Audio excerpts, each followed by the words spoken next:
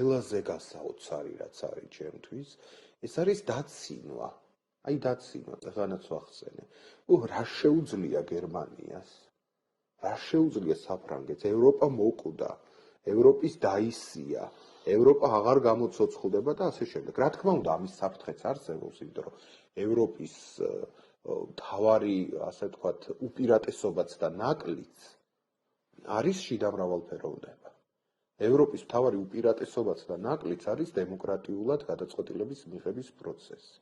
და რა თქმა უნდა, აქ უფრო მეტი დრო ჭირდება ხოლმე რაღაცებს და არსებობს რისკი, რომ დემოკრატია არადემოკრატებმა გამოიყენონ ამ დემოკრატიის დასამხობად და ვხედავთ ჩვენ ლეპენებს და ამ იმებს ორბანებს და ასე შემდეგ. რა თქმა უნდა, მათი მომძლავრება ცხადი და მკაფიოა, რა თქმა უნდა, რისკი იმისა, რომ ევროპა დამარცხდეს არსებობს, მაგრამ რისკთან ერთად არსებობს უდიდესი შესაძლებლობაც.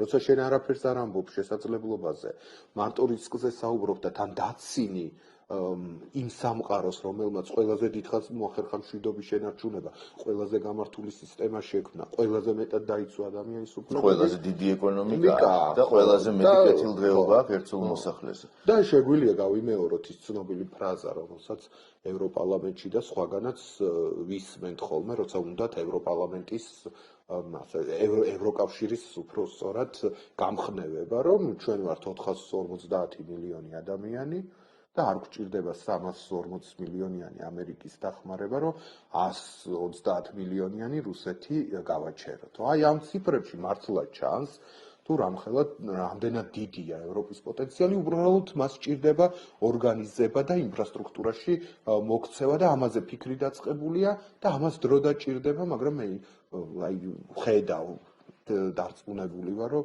ეს ინფრასტრუქტურა მაინც ბოლოს გამოდნება და იარსება.